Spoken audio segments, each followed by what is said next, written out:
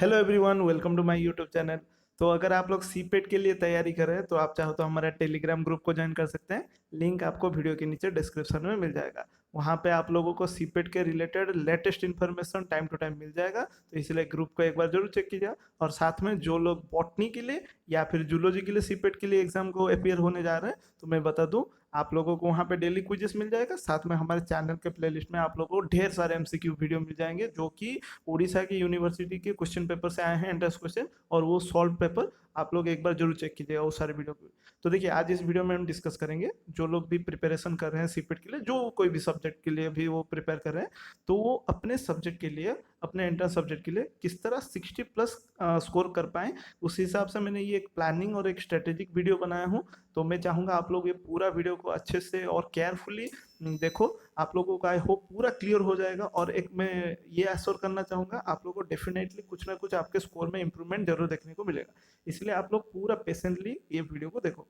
तो साथ में एक रिमाइंडर दे देता हूँ, कल आप लोगों का 17 जुलाई लास्ट डेट है सीपेट का। अगर आप लोगों ने अभी तक अप्लाई नहीं किया है या फिर कोई स्टेप में रुके हुए हैं, तो आप लोग मेरे चैनल पे उसका भी एक डेडिकेटेड प्लेलिस्ट बनाया हूँ, हाउ टू अप्लाई सीपेट। तो वो वीडियो को पूरा प्लेलिस्ट को चेक कीजिए, और कहीं पे अगर डाउट है तो उसको क्लियर कर लीजिए, और कल के कल ही आप लोग अप्लाई कर लें, कल के अंदर, ठीक है। और उसके बाद 18 और 19 को आप लोगों का करेक्शन विंडो ओपन हो जाएगा। तो अगर आप लोग बाई मिस्टेकली कोई गलती कर दिए हैं, तो आप लोग उसको भी करेक्ट कर पाएंगे। ठीक है, चलिए हम बात करते हैं इसके ऊपर। तो देखिए, किसी भी एग्जाम के लिए, किसी भी एंट्रेंस के लिए अगर तैयारी करें, फर्स्ट आप लोगों का तो बेसिक चीज़ बहुत ही स्ट्रांग होना चाहिए। अगर मान लीजिए, मैं इसीलिए मैं बहुत स्टूडेंट को मैं रिकमेंड करता हूँ, सजेस्ट करता हूँ कि जब आप लोग +3 के लिए परस्यू कर रहे हो और आप लोग अगर अपना विजन रखे हो कि पीजी करने के लिए, तो आप लोग शुरू से ही, स्टार्टिंग से ही आप लोग थोड़ा थोड़ा एमसीक्यू प्रैक्टिस, एमसीक्यू सॉल्व करने का स्किल डेवलप कर लो, ताकि जब आप लोग फाइनली प्रिपेयर हो जाओ, तब आप लोगों को ज़्यादा परेशानी ना हो। फिर भी यहाँ पे भी हम लोग इस तरह से ग्रुप में बांट सकते हैं, 2 ग्रुप में स्टूडेंट को बांट बांट सकते हैं, जहाँ पे एक ग्रुप ने बहुत अच्छे से प्रिपरेशन किए हैं, और ये जो आप लोगों का समर वेकेशन वगैरह था उस टाइम में भी अच्छे से पूरा एमसीक्यू वगैरह प्रैक्टिस किए हैं। और एक दूसरा ग्रुप कर लेते हैं जो कि मतलब 50-50 रेशियो में है, मतलब उतना बेहतर प्रिपरेशन नहीं हुआ है। फिर भी मैं उन दोनों को बोलूँगा, दोनों ग्रुप को बोलूँगा कि 60+ आप लोग चाहो तो स्कोर कर सकते हो। तो उसके लिए चलिए हम एक एक स्लाइड देखते हैं।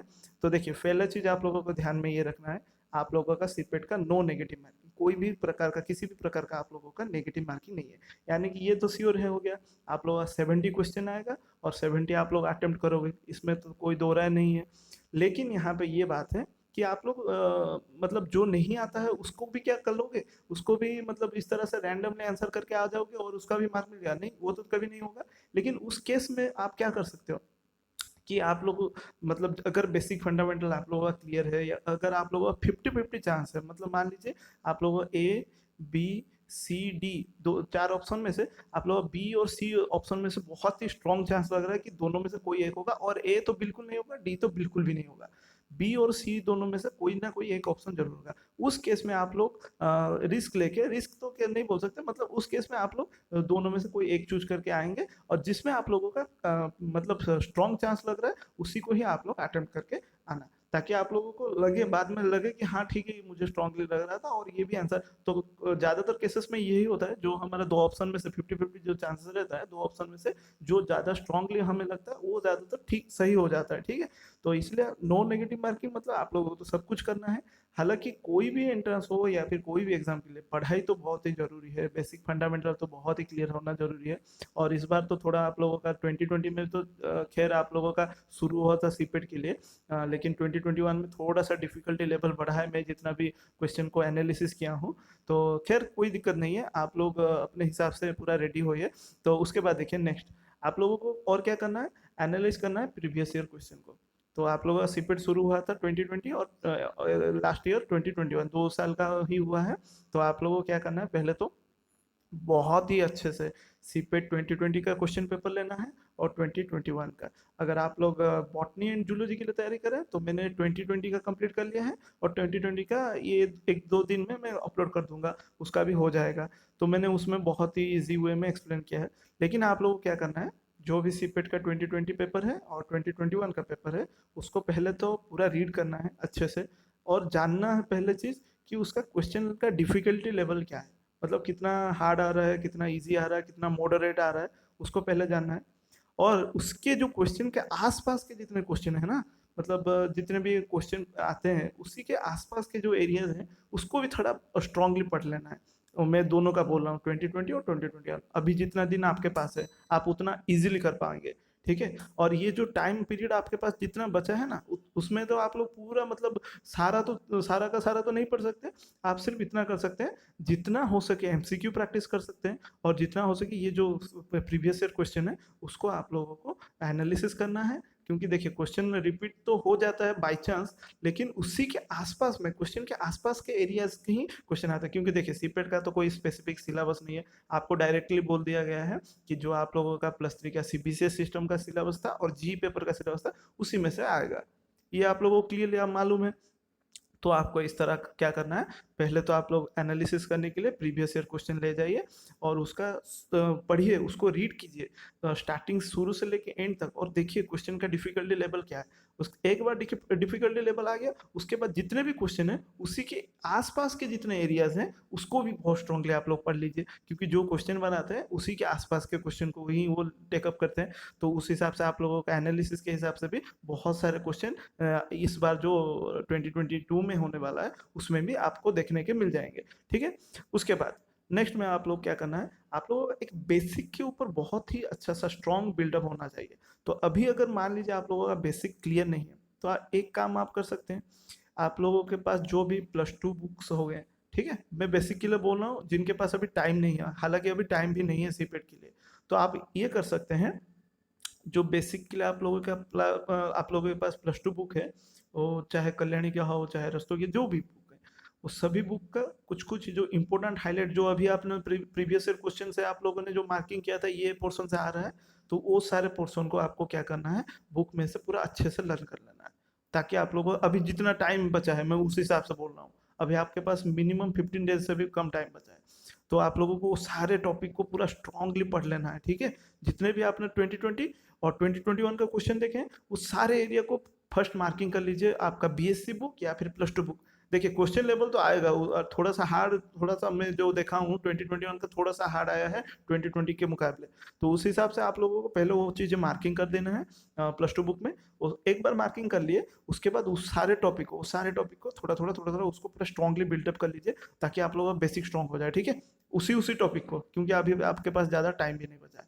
देन आपको क्या करना है, अब मान लीजिए यहाँ से आप लोग एग्जाम के लिए रेडी हो गए। ठीक है। यहाँ तक आप लोगों ने एग्जाम के लिए रेडी हो गया। और एक चीज यहाँ पे मैं और एक मेंशन करूंगा, क्वेश्चन प्रैक्टिस करना है। ठीक है। अभी जितना टाइम बचा है, अगर आप लोगों का प्रिपरेशन ठीक ठाक हो चुका है तो क्वेश्चन प्रैक्टिस कीजिए, अगर नहीं हुआ है तो भी क्वेश्चन प्रैक्टिस कीजिए। क्योंकि कुछ ऐसा भी हमने क्वेश्चन, मतलब मैंने जो अगर बॉटनी एंड जूलॉजी के लिए बोलूँ तो मैंने कुछ ऐसे भी क्वेश्चन डाले हैं जो कि शायद ही आ सकते हैं। ठीक है। क्योंकि मैंने क्या किया, उड़ीसा के जितने भी यूनिवर्सिटीज़ हैं जो भी पीजी के लिए, पीजी एंट्रेंस के लिए मतलब एंट्रेंस करवाते हैं, वो सारे क्वेश्चन को मैंने ले लिया और एक वीडियो बना के उसको सॉल्व करके वीडियो बना दिया। तो उस वो सारे वीडियो को भी आप चेक कर सकते हैं। तो अभी आप लोग एग्जाम सेंटर में हैं, एग्जाम हॉल में बैठे हैं, तो आपको पहला चीज़ क्या करना है, आपको पहले से लेके 70 तक 70 क्वेश्चन आएंगे, सभी को एक एक बार रीड कर देना है। जस्ट रीड, कैजुअल रीड, आपको पूरा डेप्थ नहीं जाना है, पूरा रीड कर देना है, अच्छे से रीड कर देना है।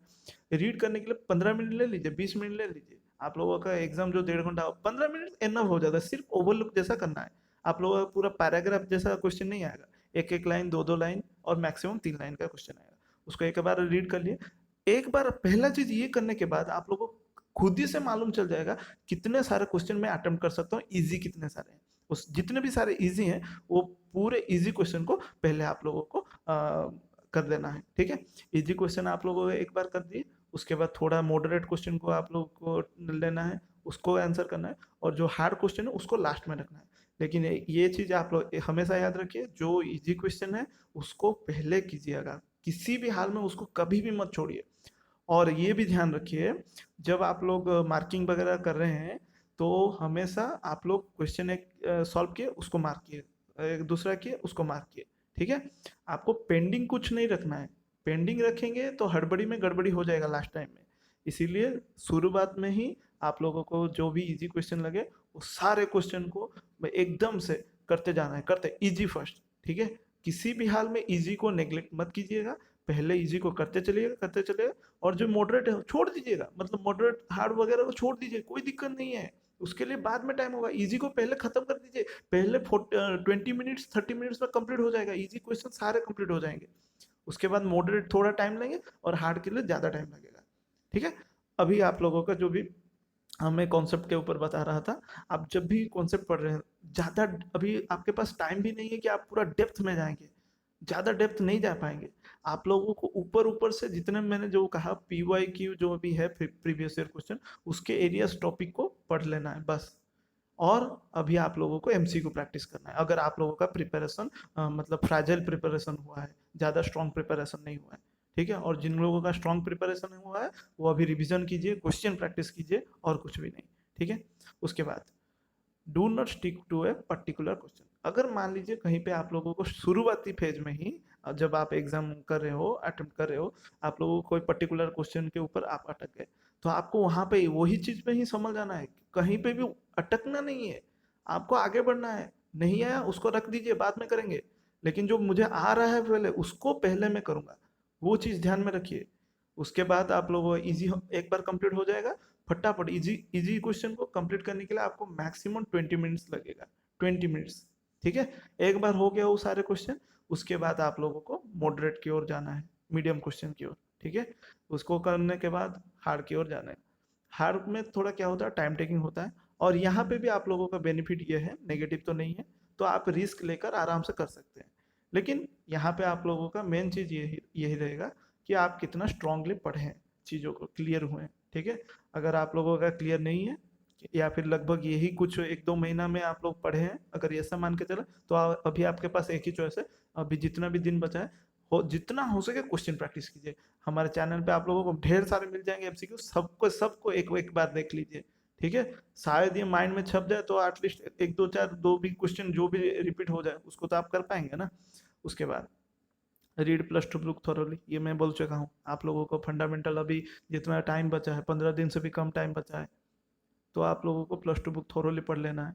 और जैसा कि कहा, जो क्वेश्चन आए हैं उसको मार्किंग कर लीजिए आप लोगों का +2 बुक में, उसी के एरियाज के आसपास के एरियाज को, सभी क्वेश्चन को कवर करना है। ठीक है, उसके बाद solve as much as question possible, जितना हो सके अभी जितना टाइम बचा है क्वेश्चन को सॉल्व कीजिए। अगर आप लोगों का पूरा फंडामेंटल क्लियर हो चुका है या फिर थोड़ा बहुत बाकी है, तो भी क्वेश्चन प्रैक्टिस कीजिए, क्योंकि कुछ भरोसा नहीं होता, कुछ कुछ क्वेश्चन डायरेक्ट आ जाते हैं।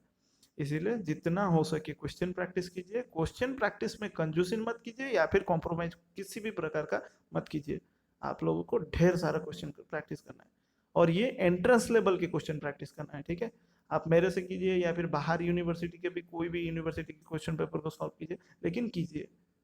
ठीक है, अभी आप लोगों के पास उतना टाइम नहीं है कि एक एक पैराग्राफ करके पढ़ोगे, और सारा का सारा खत्म भी नहीं होगा। CBCS का जो सिलेबस बना है वो तो जितना है भास्ट है, उसको आप कवर नहीं कर सकते हैं। इसलिए 2020 का 2021 का जितने टॉपिक्स है, उसके नियर बाई एरियाज के जो जितने भी इंपॉर्टेंट टॉपिक आपको लग रहा है कि ये इंपॉर्टेंट है, उसको अच्छे से देख लीजिए। ठीक है, और अभी आपके पास लिमिटेड टाइम है रिवाइज और लर्न करने के लिए, इसको ध्यान ध्यान में रखते हुए जितना हो सके क्वेश्चन को प्रैक्टिस कीजिए। तो ये था मेरा कुछ स्ट्रेटेजिक वीडियो और कुछ स्ट्रेटेजी था, प्लानिंग था। तो ओवरऑल मैं समरी ये बता दे रहा हूँ आप लोगों को, कि अभी एक बार आप लोगों के पास जितना टाइम है, उसमें अगर आप लोगों ने पूरा अच्छे से प्रिपरेशन किया है, तो अभी आप लोगों को सिर्फ एक चीज़ ध्यान में रखना है, क्वेश्चन क्वेश्चन प्रैक्टिस करते चलिए। क्योंकि जो जो भी चीज़ें आप लोगों ने याद रखे हैं ना, उसी के रिलेटेड क्वेश्चन करते ही आप लोगों का माइंड में अलर्ट हो जाता है, आप लोग और भी बेहतर परफॉर्मेंस कर पाएंगे। दूसरा, अगर आप लोगों का मतलब प्रिपरेशन उतना खास नहीं हुआ है, अभी अभी जस्ट आपने शुरू किया है, या फिर अभी कुछ ही महीने में आप लोग शुरू किए हैं, तो भी आप लोग क्वेश्चन कीजिए। और क्वेश्चन किसका कीजिए, जो 2020 का आया था प्रीवियस ईयर, और 2021 का। ठीक है, अगर बॉटनी एंड जूलॉजी का देखने जा रहे हैं, तो मैं आप लोगों को ग्रुप में भेज दूंगा, आप चाहो तो मुझे ग्रुप में कांटेक्ट कर सकते हैं। बाकी दूसरे सब्जेक्ट के लिए आप यूट्यूब में आप लोगों को मिल जाएंगे आपके सब्जेक्ट के सॉल्यूशन के साथ, तो उसको एक बार उसी के आसपास एरियाज को आप लोग चेक कर लीजिए। तो ये जो दो ग्रुप वालों को यही सजेशन, जितना हो सके अभी टाइम है क्वेश्चन प्रैक्टिस कर लीजिए, ताकि आप लोगों का बहुत चांस रहता है ना क्वेश्चन रिपीट होने का। देखिए क्या होता है ना, जनरली ये जो सीपेट के जो भी क्वेश्चन बनाते हैं ना, वो दूसरे दूसरे यूनिवर्सिटी क्वेश्चन लेते हैं, चुराते हैं, वो कोई अपना नहीं बनाते, ठीक है। तो वो जो क्वेश्चन लेते हैं वो दूसरे दूसरे यूनिवर्सिटी का उठाया हुआ रहता है।